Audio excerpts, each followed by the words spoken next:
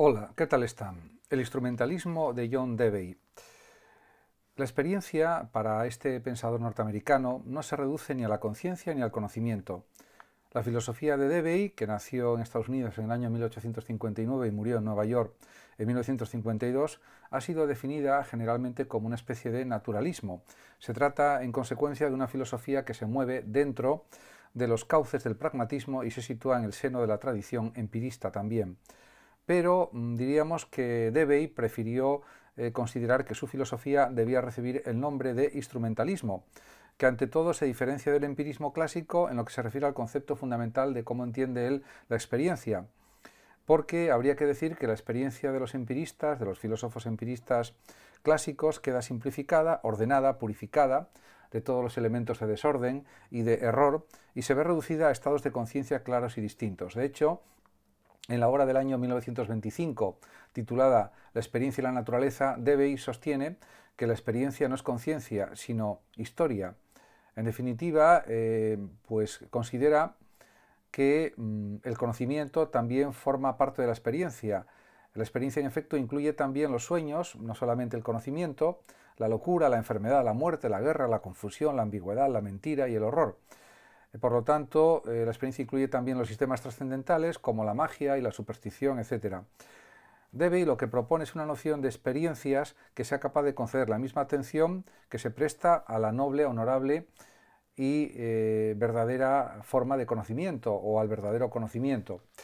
Por otra parte, también la no identificación entre experiencia y conocimiento permite que Dewey también formule un intento de solución del problema gnosiológico, porque considera que existen dos dimensiones en las cosas experimentadas. Una es el tenerlas y la otra el conocerlas, con objeto de tenerlas de un modo más significativo y seguro. En realidad no es fácil conocer las cosas que tenemos o somos, ya se trate del sueño, el sarampión, la virtud, una pena o el color rojo. En cuanto a la precariedad y peligrosidad de la existencia, pues es consciente de todo ello el propio Dewey, porque el hombre vive en este mundo, no existe la naturaleza sin ser humano, ni existe el hombre sin la naturaleza. Por lo tanto, para asegurarse contra la precariedad y la inestabilidad característica de la existencia, el ser humano primero apeló a fuerzas mágicas en los tiempos prehistóricos y construyó mitos que, una vez desvanecidos, trató de sustituir con otras ideas que diesen seguridad, como por ejemplo la inmutabilidad del ser, el progreso universal, la racionalidad inherente al universo o el universo regulado por leyes necesarias y universales. Desde Heráclito hasta Bersón, por ejemplo, aparecen distintas filosofías o metafísicas del universo. Hay que estar agradecidos a estas filosofías que han mantenido vivo aquello que ha sido descuidado por las filosofías clásicas y, podemos decir, ortodoxas. Por ejemplo, para Hegel, el devenir es un proceso racional que define pues una lógica, aunque nueva y extraña, y un absoluto también extraño, podríamos pensar, y nuevo, que sería Dios. Para Spencer, en cambio, la evolución no es más que un proceso transitorio en el que se obtiene un equilibrio estable y universal que es propio de un ajuste armonioso. Para Bersón, por otra parte, el cambio es la operación creadora de Dios o es el mismo Dios, desde su perspectiva. En cambio, para Dewey, estas filosofías son filosofías del miedo, simplifican en exceso y eliminan responsabilidades. Transforman, por tanto, un simple elemento de la realidad en toda la realidad posible, relegando así a la apariencia a un nivel secundario, epifenoménico, erróneo, ilusorio, etc., todo aquello que no resulta compatible con su respectivo esquema de inmutabilidad, orden, racionalidad, necesidad o perfección del ser o de la realidad. En definitiva, se puede decir que para Dewey pues es preciso tener el valor de denunciar la falacia filosófica de metafísicas consoladoras e ilusorias, a su juicio, que engañan acerca de la permanencia estable de bienes y de valores, como posesión exclusiva de una clase privilegiada. En este sentido, dichas metafísicas reducen a mera apariencia de irracionalidad el desorden, el mal y el error, cosas que sin embargo no son apariencias sino realidades, que hay que aspirar a dominar, controlar, resolver, aun sabiendo que la existencia está siempre y en todos los casos llena de riesgos y es algo precario, es lo propio de la condición humana, podríamos decir.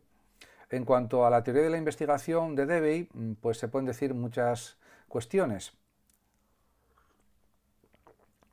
Está claro que es necesaria la lucha según Debye, para enfrentarse a un mundo y una existencia tan difíciles, y eso exige también comportamientos y operaciones humanas inteligentes y responsables. Aquí es donde se introduce el instrumentalismo de Debye y su teoría de la investigación.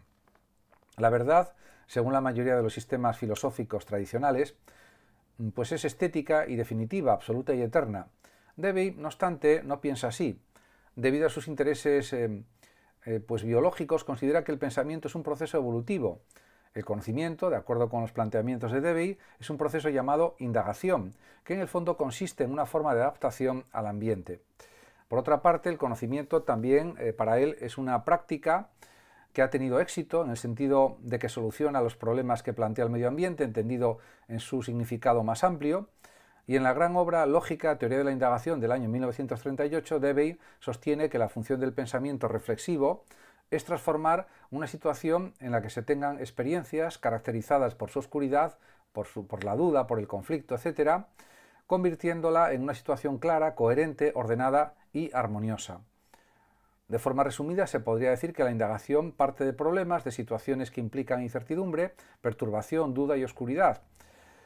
En este sentido, las situaciones de esta clase, en las que hay dudas y oscuridad, se convierten en problemáticas cuando se transforman en objeto de investigación, en el sentido en que se hace posible proponer algún intento de solución, aunque sea vago, o de otro modo se caería en el caos. En este aspecto podemos decir que, con respecto a los hechos, Debye, por ejemplo, a diferencia del viejo empirismo, señala que no son puros datos, que no existen datos en sí. Se podría decir que nada es un dato si no es en relación con una idea o un plan operativo, que pueda formularse lógicamente en términos simbólicos, desde los propios del lenguaje ordinario, o desde aquellos más precisos y específicos propios de la matemática, la física o la química. En definitiva, Debye opina que tanto las ideas como los hechos son de naturaleza operacional. Las ideas son operacionales porque no son más que propuestas y planes de operaciones e intervención, podríamos decir, en las condiciones existentes, y los hechos son operacionales en el sentido en que son el resultado de operaciones de organización y elección. En cuanto al sentido común que se puede aplicar a la investigación científica, pues la inteligencia para Debye es algo especialmente operativo. La razón no es meramente contemplativa desde su perspectiva, se trata de una fuerza activa llamada a transformar el mundo de acuerdo con los objetivos humanos. Por otra parte, para Debye el método experimental es nuevo en cuanto a recurso científico o medio sistemático de crear conocimiento y de asegurarse también pues de que se dispone de una herramienta práctica, y precisamente por esta razón Debye insiste en la continuidad entre el conocimiento común o cotidiano y el conocimiento científico, podríamos decir. Por otra parte, en su escrito La unidad de la ciencia como problema social del año 1938, pues afirma que la ciencia en sentido especializado es una elaboración de operaciones cotidianas, aunque esta elaboración a menudo supone o asume un carácter muy técnico. En la lógica también reafirma o reitera el hecho de que la ciencia posee su punto de partida necesario en los objetos cualitativos y también en los procesos propios del sentido común, además. Por otra parte, podemos decir que para Debye las ideas son específicamente los instrumentos de nuestras investigaciones o indagaciones y sirven para resolver los problemas y para afrontar un mundo amenazador y una existencia precaria. En ese sentido, podemos también señalar que en cuanto a instrumento carece sentido predicar de ellos la verdad o la falsedad. En esto estoy en desacuerdo porque puede haber ideas verdaderas o falsas. Por otra parte, en cuanto al significado auténtico del instrumentalismo, desde la perspectiva de Debye, pues cabe decir que la verdad es para él no una adecuación del pensamiento al ser, sino que se identifica más bien con el comprobado poder de guía de una idea y, en último análisis, con el cuerpo siempre en aumento de las afirmaciones garantizadas. Esta garantía no es absoluta ni eterna, porque los resultados de la investigación científica, como los de todo actuar humano, pueden corregirse y perfeccionarse de manera continuada en relación con las situaciones nuevas y cambiantes en que se encontrará el hombre a lo largo de su historia. En cuanto a la teoría de los valores, pues podemos decir que Debye es un relativista, no piensa que sea posible fundamentar valores absolutos. Para él los valores son históricos y la tarea del filósofo es examinar, por una parte, sus condiciones generativas, esto es, las instituciones y las costumbres ligadas a estos valores, y evaluar su adecuación y funcionalidad, podríamos pensar, con referencia a nuevas exigencias y a las necesidades que poco a poco van surgiendo en la vida social o asociada de los seres humanos. En consecuencia, la ética de Debye es histórica y social, fundamentalmente. También en ella, como en su teoría de la investigación o de la indagación, destaca aquel sentido de la interdependencia y de la unidad interrelacional de los fenómenos que se concretará en la noción de interacción entre individuos y ambiente físico y social.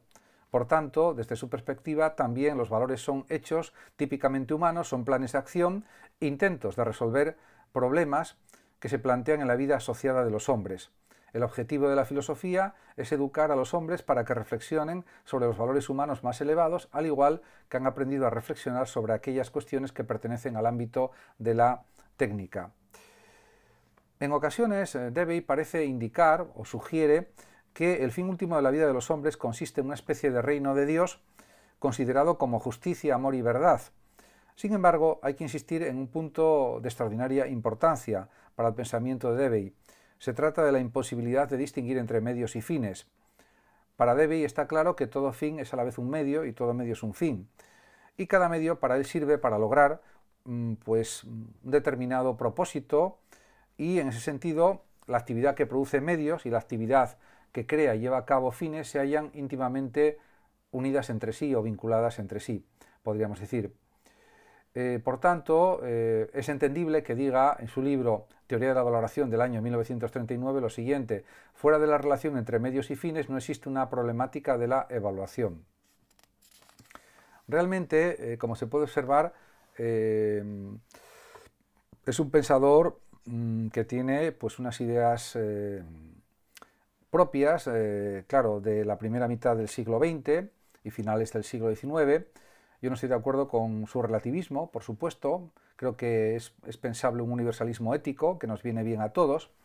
Y en este sentido, en relación con la teoría de la democracia, pues Debye también es un relativista, porque en su opinión no existen métodos racionales para determinar los fines últimos. Aquí estoy en desacuerdo completamente con él, porque sí creo que hay métodos racionales para determinar los fines, las actividades, las acciones, etc. Por supuesto, teniendo en cuenta también las emociones, los sentimientos, pero sí es describible o definible una cierta racionalidad y una argumentación basada en razones, lógicamente.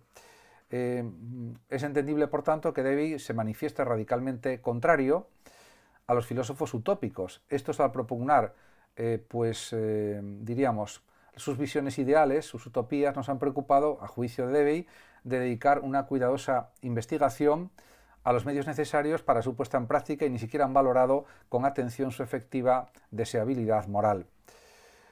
Por otra parte, podemos decir que Debye se opone a una sociedad totalitaria, eso está bien, y es un defensor convencido, también podemos decir, de la sociedad democrática.